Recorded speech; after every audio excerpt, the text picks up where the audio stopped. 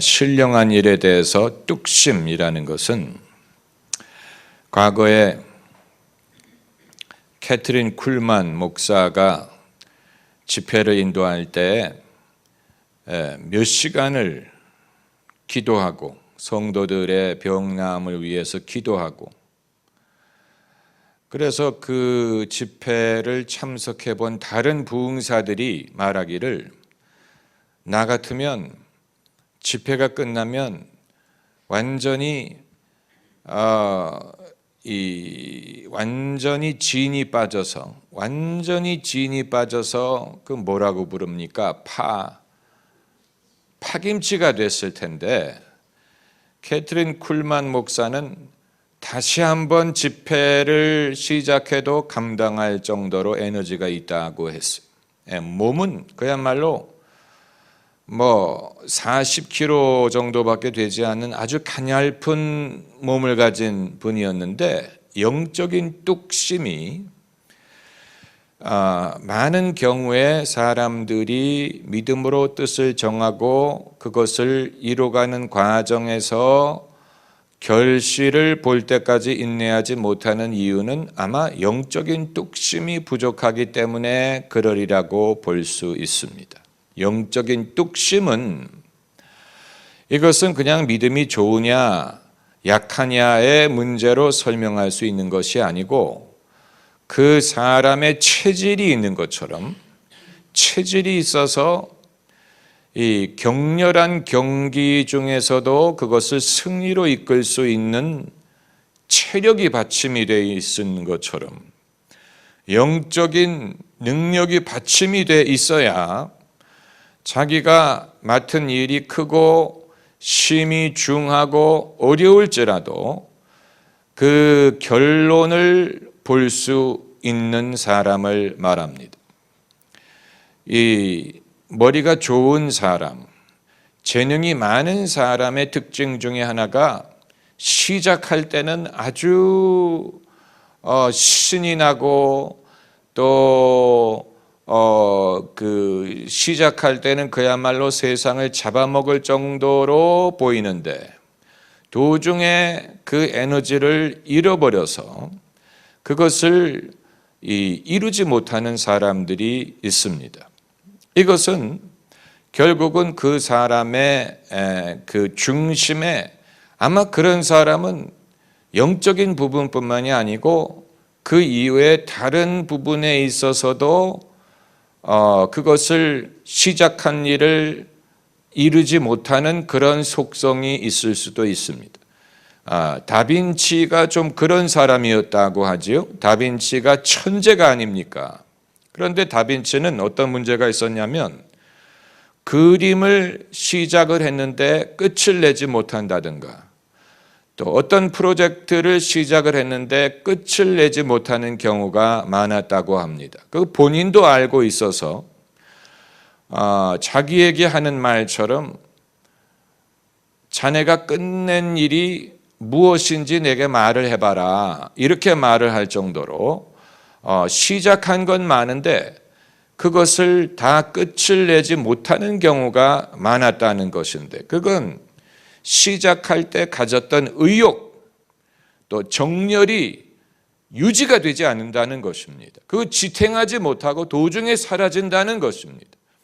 그러니까 그 의욕이 살아있어야 그것을 마칠 수 있을 텐데, 도중에 그것이 날아가 버리면 그걸 끝낼 수가 없는 것처럼 영적인 면도 비슷하리라고 봅니다. 영적인 면, 우리 민족이 다른 어떤 민족보다도 뜨겁고, 또 기도를 많이 하고, 또 신실하고 충성을 다하는 그런 면이 있는데, 다만 예로부터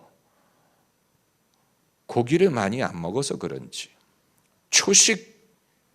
초식인이기 때문에 그런지 모르지만 아무튼 뚝심이 좀 부족한 경향이 있습니다. 뚝심.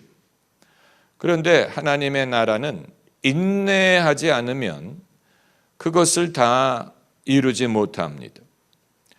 이 사도 바울이 말하기를 내가 다 이루었다 함도 아니요 내가 표대를 향하여 달려가노라 그 말을 할 때 이미 그는 나이가 상당히 들었고 이미 많은 것을 이룬 사람이었는데 웬만한 사람 같으면 그 시점에서 이제 족하다. 나는 충분히 수고했고 하나님이 내게 바라신 것을 이미 나는 얼마든지 이루었다라고 생각을 할 수 있었죠.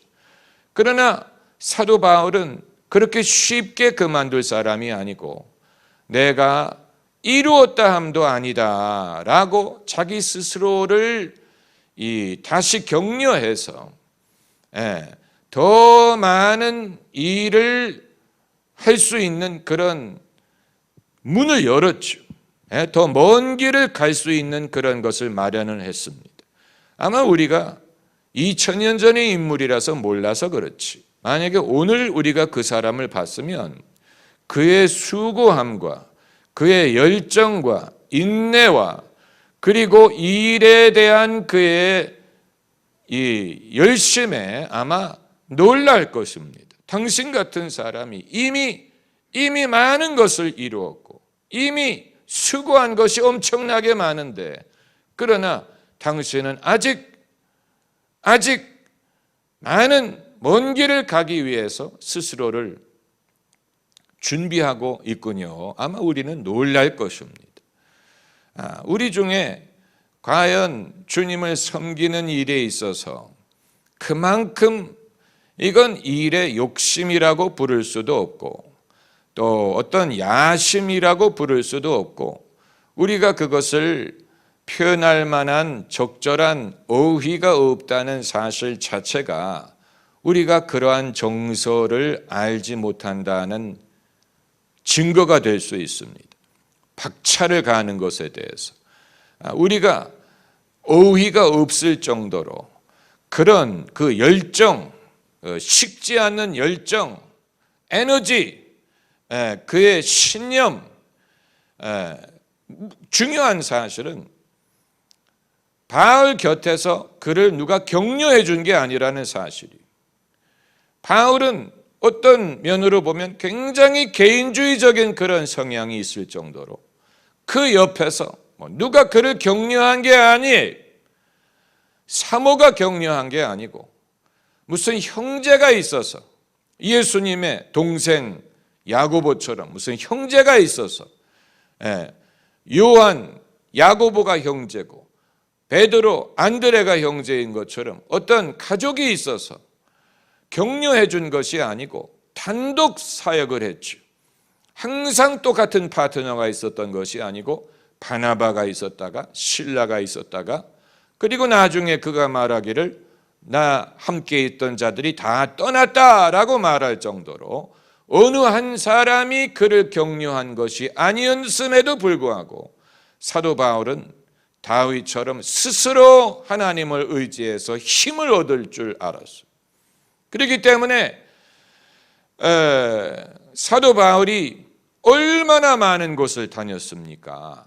그곳을 몇 번을 다녔어요? 3번을 다녔죠. 성경책을 보면 바울의 1차 선교 여행, 2차 선교 여행, 3차 선교 여행이 나올 정도로 색깔을 달리해서 1, 2, 3차 선교 여행을 말했는데 여러분 한 번 갔다 오는 것만으로도 힘들어요. 그 당시에 무슨 비행기가 있습니까? 열차가 있습니까? 버스가 있습니까? 걷지 않으면 말을 타는 것인데 그런 상황에서 1차 선교 여행을 갔다가 와서 한 번 더 가고 또 한 번 가고 여러분 그건 대단한 정력이 아니면 할 수 없는 일이에요. 그렇다고 그가 반드시 건강한 사람이었던 것 같지는 않은데 그러니까 그가 내가 다른 사도보다도 더 많이 수고했다라고 말할 자격이 있는 것입니다. 내가 다른 사도보다 더 많이 수고했다라고 말한 게 헛된 표현이 아니에요. 아마 우리는 한 번 갔다 오는 것만으로도 족하다고 생각했을지 몰라요. 그것만 해도 나는 내 사명을 다했다. 내 정성을 하나님이 아시리라. 이제후로는 나를 위해 생명의 면류관이 예비되었으리라. 한 번 갔다 온 다음에, 그런데 바울은 2번 갔다 오고 3번 갔다 오고, 그리고 4번째 가다가 로마에서 이제 죽은 것이지요.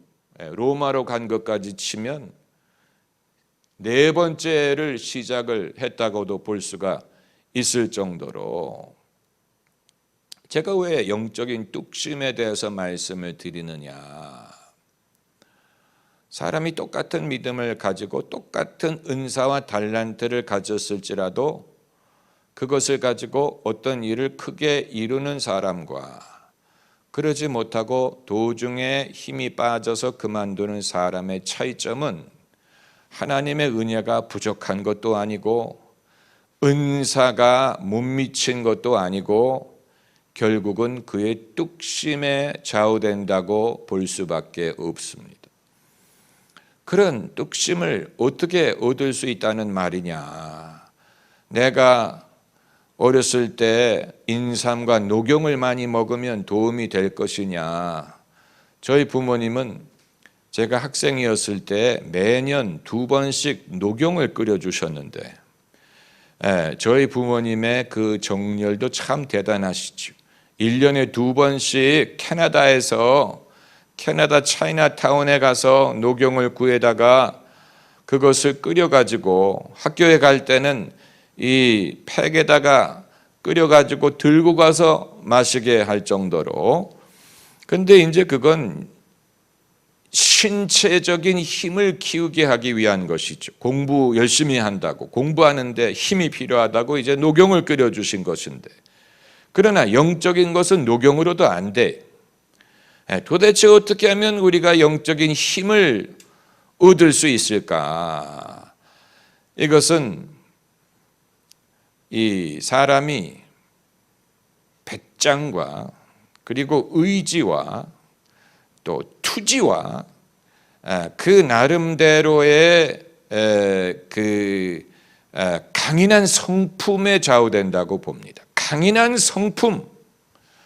요즘의 젊은이들이 강인함을 소유하지 못했지 않았을까라고 우리가 염려하지 않습니까?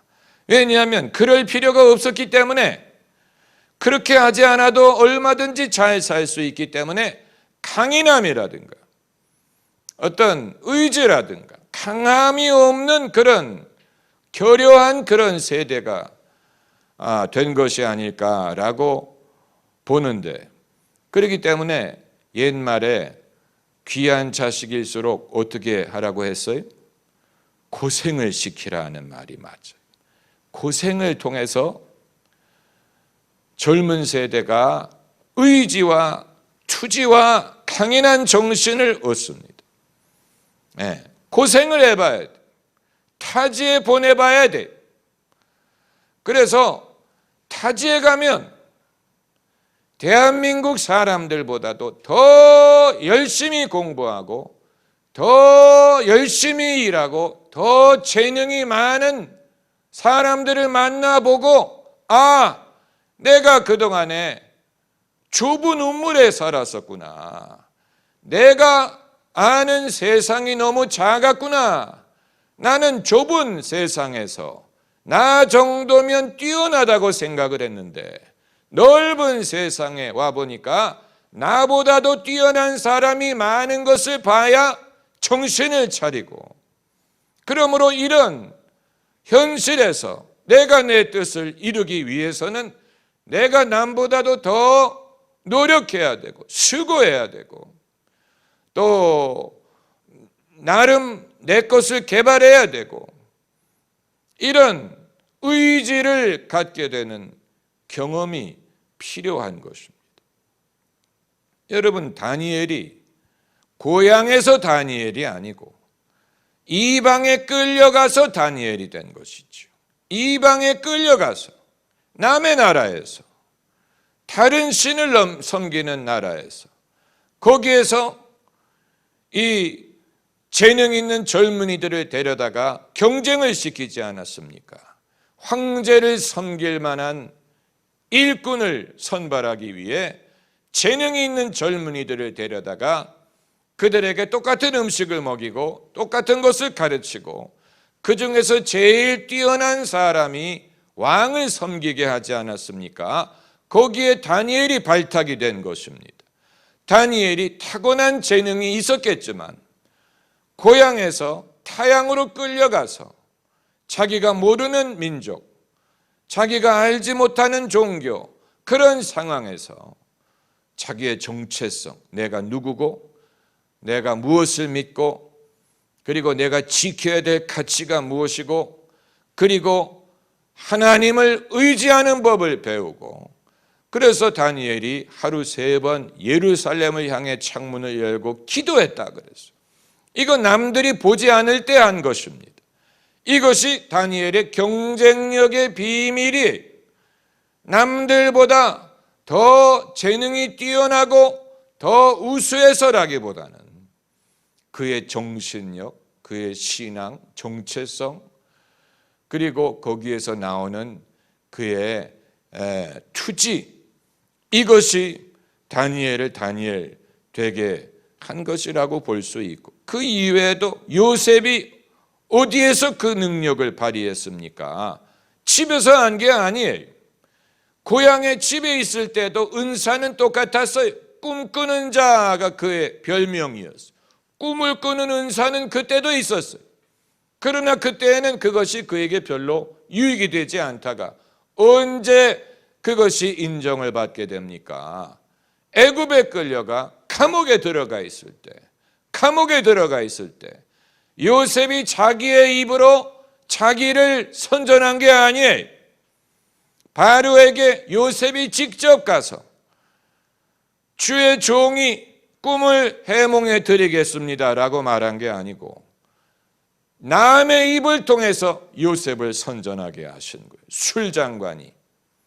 술장관이 감옥에 있을 때 요셉의 도움을 받아본 것을 그때 추억을 해서 바로가 꿈을 꾸고 그 의미를 알지 못해서 번민할 때 요셉을 천거하죠. 그러니까 남의 입을 통해 요셉을 천거한 것입니다.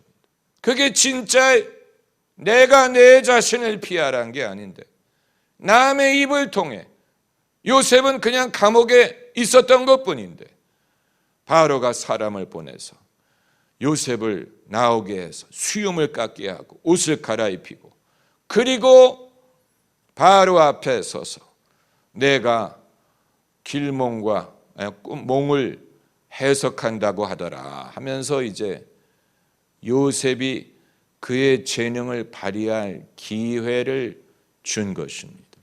우리말에 멍석 깔아준다라는 표현이 있는데, 대체로 멍석을 깔아주면 재능을 발휘하지 못한다라는 의미로 멍석을 깔아준다라는 말을 쓰지 않습니까? 멍석을 누군가가 깔아줄 기회가 그렇게 많이 오리라고는 생각하지 않아요. 우리가 그걸 명심해야 돼요. 내가 아무리 재능이 있어도 멍석을 깔아주는 기회는 그렇게 자주 오지 않습니다. 인생에 몇 번에 불과한데, 이제 중요한 것은 정작 멍석을 깔아줬을 때 개인적인 이유로 인해서 그날 내가 컨디션이 안 좋다든가 속이 불편하다든가 밤에 잠을 잘 못 잤다든가 무슨 이런 엉뚱한 어떤 말도 안 되는 그런 이유로 유일하게 누가 멍석을 깔아줬을 때 자기에게 찾아온 기회를 헛되이 돌려보내는 실수를 하면 안 되죠. 이건 아주 결정적인 것입니다. 만약 그 순간에 요셉이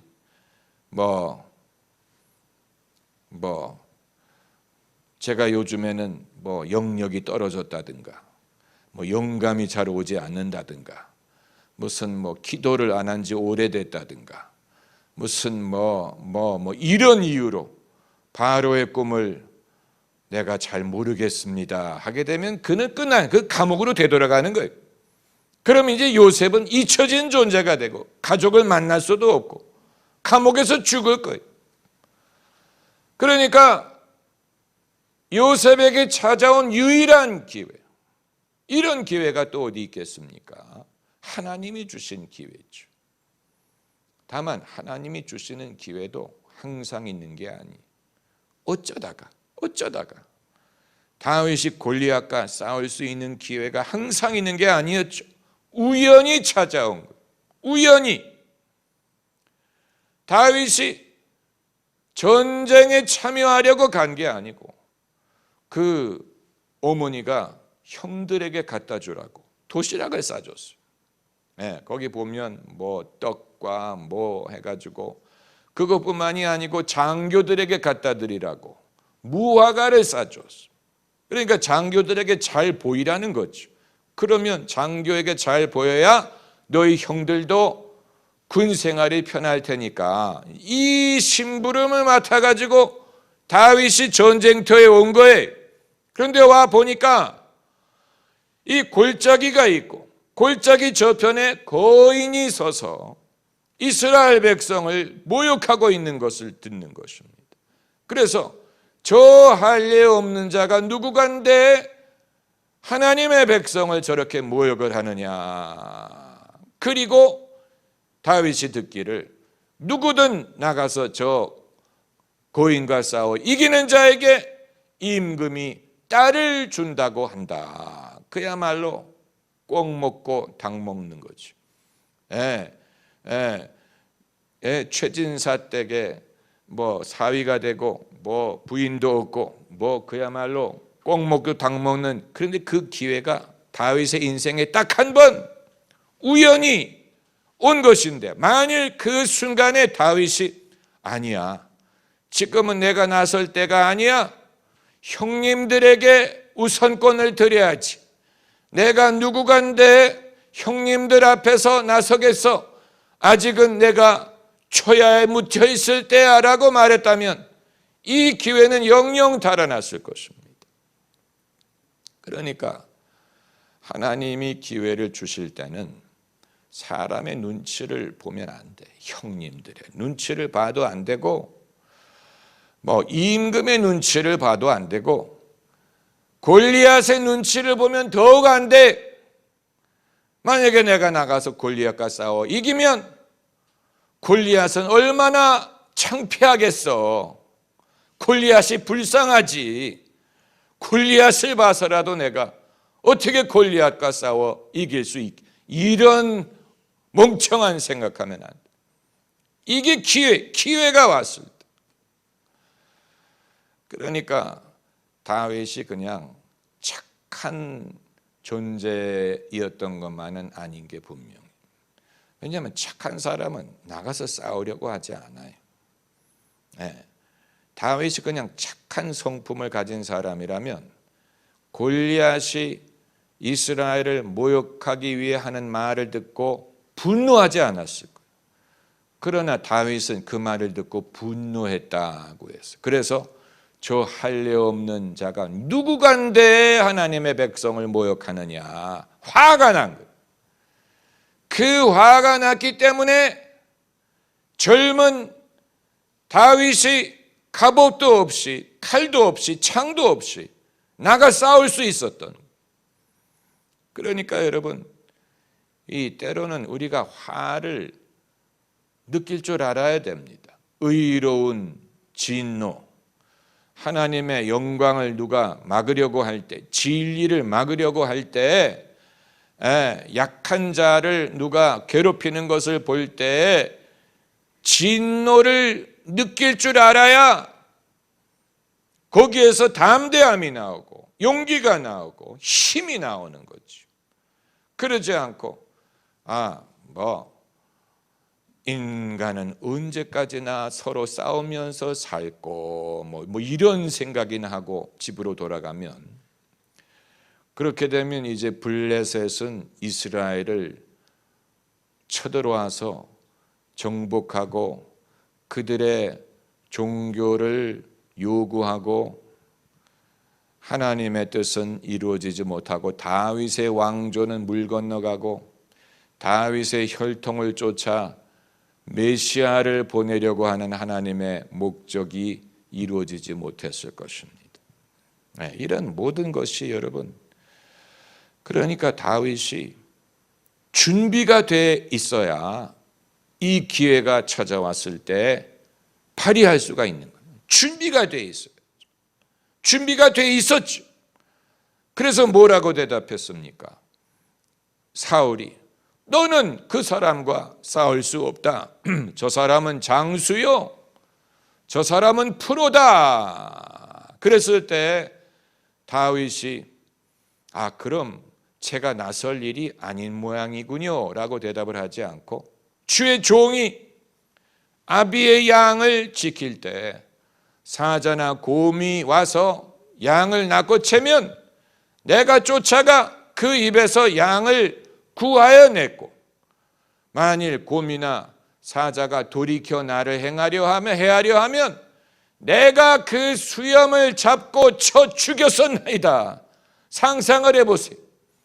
곰의 수염을 잡아야지. 왜냐하면 그걸 안 잡으면 자기를 깨물 테니까 그 머리를 컨트롤하기 위해서 수염을 잡고, 사람을, 그런 일이 있어서는 사람을 때리는 이런, 사람을 때릴 때도 그 사람을 붙잡고 때리면 어떻게 할 도리가 없죠. 사자와 곰의 수염을 잡고, 상상을 해보세요. 타잔이 따로 없는 거예요. 수염을 잡고 쳐 죽였었나이다. 와, 다윗이 그냥 평범한 소년이 아니에요. 대단한 사람이에요. 사자와 싸울 생각을 하는 것만 해도 대단한데 쳐 죽였다. 그러기에 저 할례 없는 자 뿐이니까. 그리고 나가 싸워 이긴 거예요. 여러분, 이게 그냥 거저된 일이 아니에요. 거저된 일이 아니에요. 다윗이 실력을 키운 거예요. 평소에 엄청난 실력을 키운 거예요. 들에서 양을 키웠던 기간이 그에게 어떤 노는 허비된 기간이 아니고 엄청난 준비를 하는 기간이었습니다. 왜냐하면 여러분, 국가 원수의 가장 주된 임무가 뭔지 아세요? 적과 싸워서 나라를 지키고 백성을 지켜주는 일이, 그게 왕의 최고의 임무예요. 그렇기 때문에 국가 원수를 뭐라고 불러요? 통수권자라고 부르죠. 통수권자, 그 말은 그 국가의 군대의 최고 지휘관이라는 얘기. 전쟁이 일어날 때, 전쟁의 위험이 있을 때 그 나라와 국민을 보호할 책임이 있는 거예요. 다윗에게 그 능력이 있었기 때문에 임금이 된 거예요. 그 능력을 어디서 키웠어요? 들에서 아버지의 양을 키울 때 키운 것입니다. 그러니까 알바할 때 실력을 키운 거예요. 남들은 알바할 때 이 지겨운 알바, 내가 얼마를 벌겠다고 내가 이렇게 지겨운 일을 해야 될까라고 퉁퉁댈지 모르지만, 다윗은 알바하면서 귀중한 실력을 키웠어요. 사람은 실력을 키워야 됩니다. 목사님 너무 실력하지 마세요. 너무 그러면 안 돼요. 여러분, 실력이라는 게 반드시 무슨 책을 읽고 공부를 하고 무슨 그런 실력만을 말하는 게 아니고, 실력은 여러 가지. 음식 만드는 실력,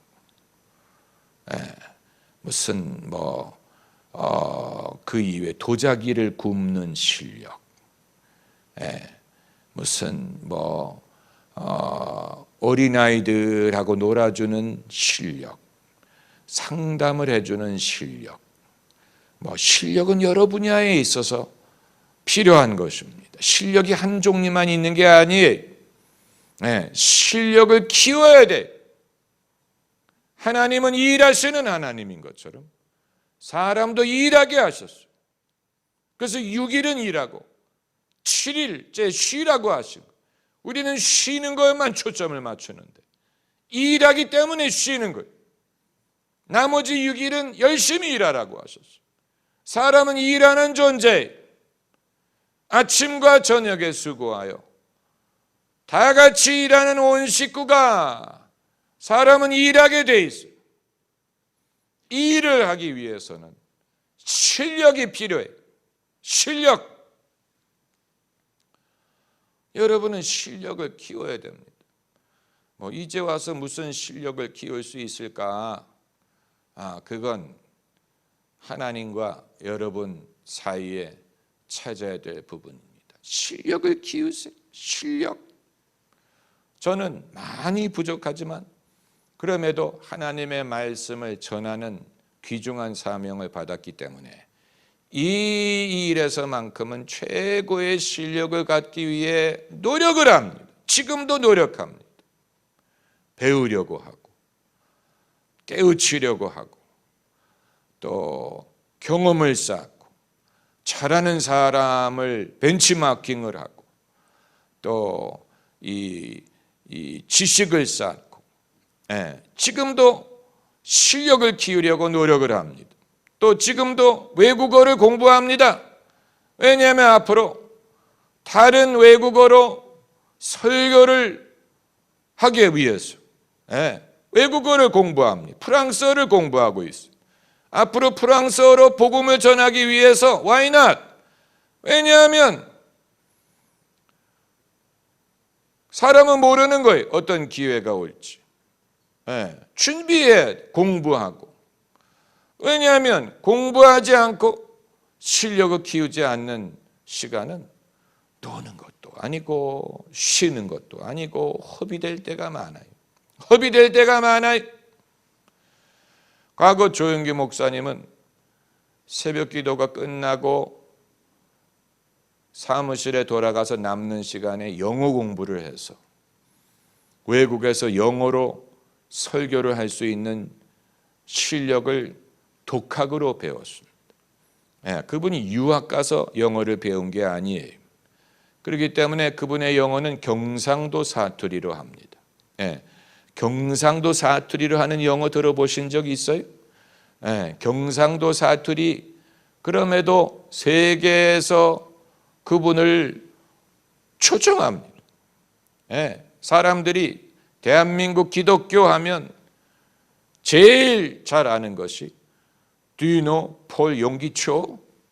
폴 용기초.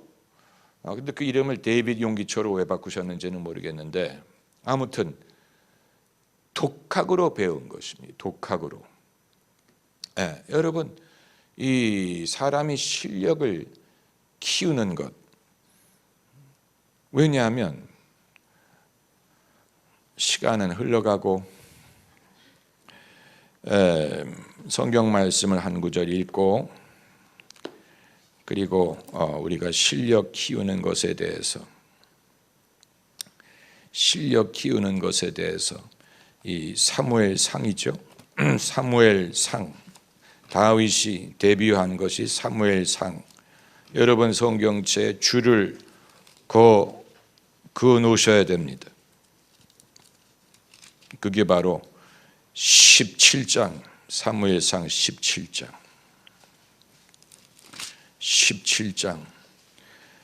55절에 이제 소년 다윗이 두각을 나타낼 때 어른들이 서로 한 말을 기록을 했어요. 어른들이 서로 나눈 말이에요.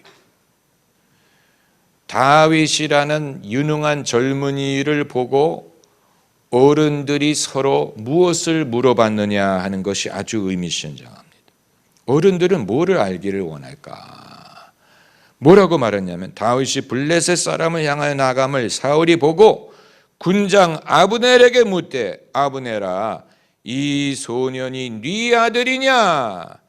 아브넬이 가로되 왕이여 왕의 사심으로 맹세하옵나니 내가 알지 못하나이다 하며 왕이 가로되 너는 이 청년이 누구의 아들인가 물어보라 하였더니 그러니까 어른들의 관점에서는 유력한 젊은이를 봤을 때 어른이 제일 먼저 알고 싶어 한 것은 얘가 어디서 이런 걸 배웠대? 얘는 어느 파에서 공부를 했대? 이게 아니고 누구의 아들이냐를 물어보려고. 누구의 아들인가가 궁금했어. 누구의 아들이냐. 그러니까 다윗은 이 한 번의 사건으로 효도 다 한 거예요. 효도 다 한 거예요. 일평생 할 효도를 이 한 사건을 다 했어요. 왜냐하면 아버지를 유명하게 만들었기 때문에. 이세 아들이라는 것을 알게 되면서 이세 아들 잘 뒀어. 이세 부러워.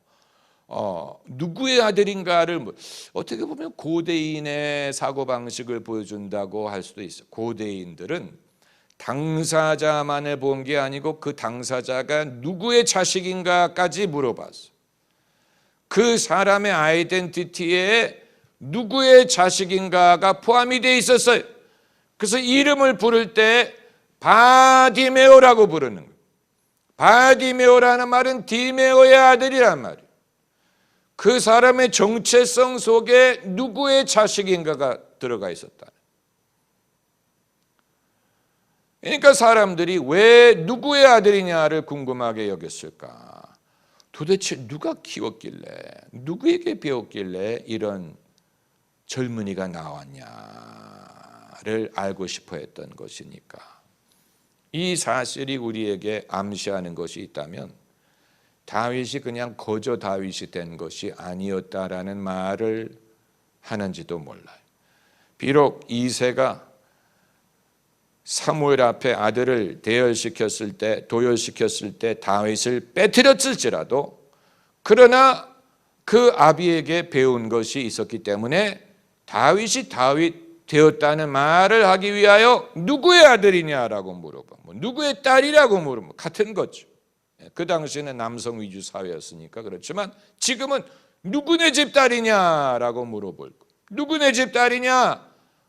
엄마 아빠가 누구시냐? 얼마나 중요하겠습니까?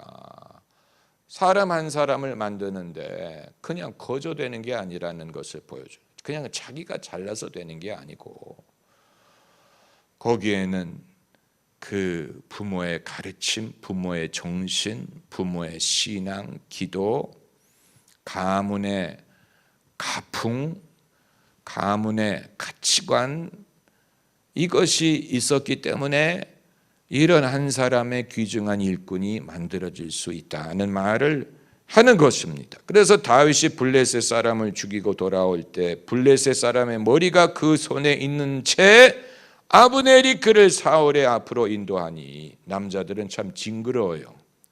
사람의 머리를 들고 오는 사람을 왕 앞에 데리고 갔으니까 골리앗에게는 얼마나 민망한 일입니까? 목이 잘린 것도 억울한데 사람들이 뭐 들고 여기저기를 가지를 않나.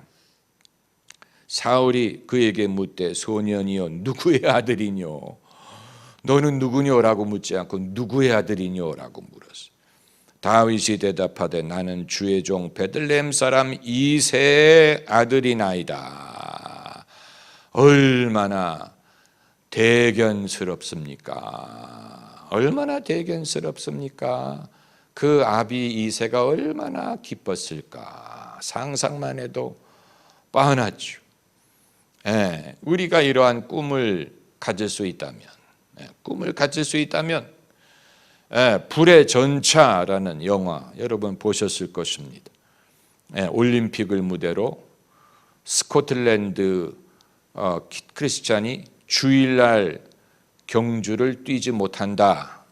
그래서 이제 다른 날 경주를 뛴 이런 여러 가지 이 스토리를 담고 있는데, 근데 주인공은 그 스코틀랜드의 기독교인이 아니고 케임브리지 대학을 다니는 유태인 학생. 그 학생이 코치를 두었어요.